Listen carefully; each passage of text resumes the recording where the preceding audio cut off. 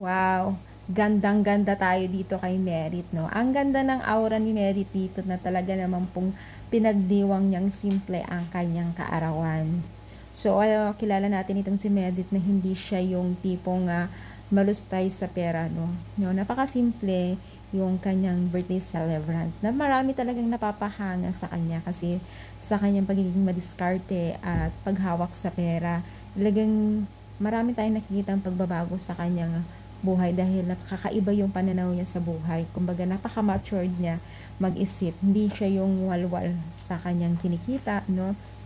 Unlike sa ibang kabataan na hindi nila iniisip yung magastos. Pero itong si Medit, napaka-simple pero napaka-elegant po ang kanyang birthday celebrant, no? So, masasabi talaga natin na the best din itong si Medit sa kanyang pagpili o sa kanyang pananaw sa buhay. So, alam naman natin na itong si Medit ay marami din siyang pinapangarap.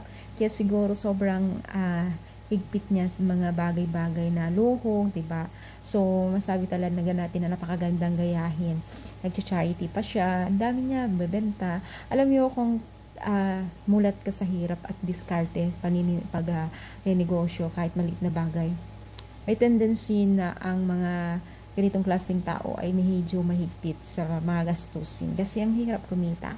So, saludo tayo kay Merit dahil isa siya sa mga magandang halimbawa sa kabataan ngayon, di ba?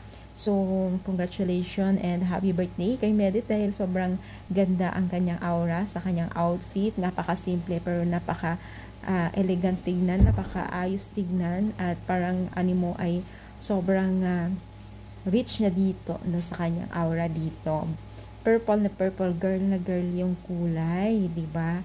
So congratulations and God bless, 'di ba?